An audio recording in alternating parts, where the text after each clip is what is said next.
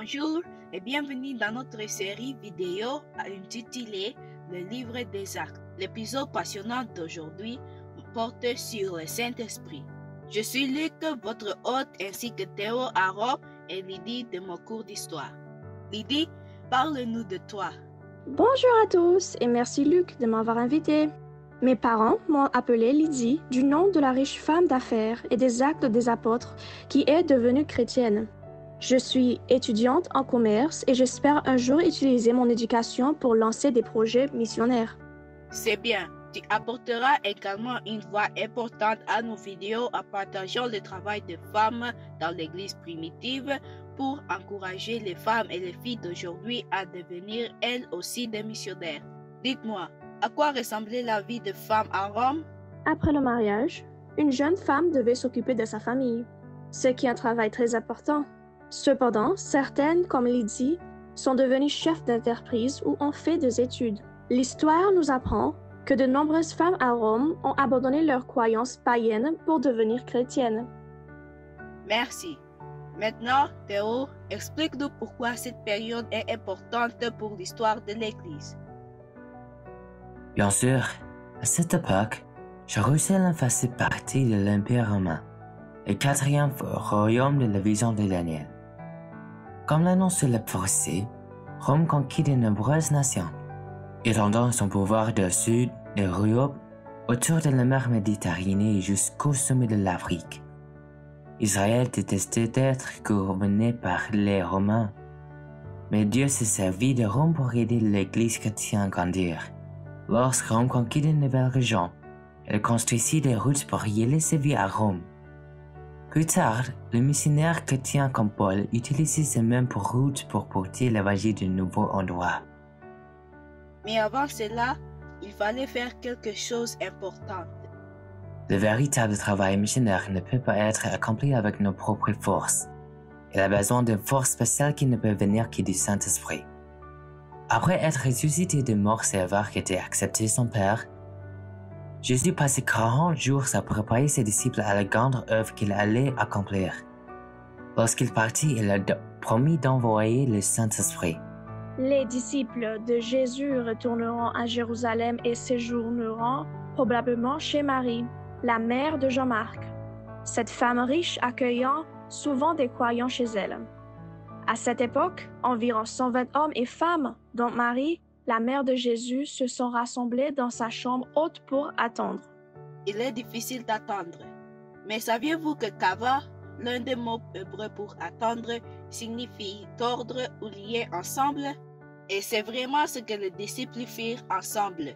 Ils priaient et confessaient leurs fautes jusqu'à ce qu'ils devinrent parfaitement unis, comme un tas de fils simples tordus ensemble pour former une corde. C'était à ce moment que Pierre se leva et dit que puisque Judas était mort, il fallait un deuxième apôtre. C'est exact. Dans la Bible, le nombre 12 montre la puissance et l'autorité de Dieu. Pensez aux 12 fondations de la Nouvelle Jérusalem. Et tant que représentant de Dieu sur terre, Israël fut construit à partir de 12 patriarches. Aujourd'hui, Dieu va fonder l'Église chrétienne par l'intermédiaire de ses 12 apôtres.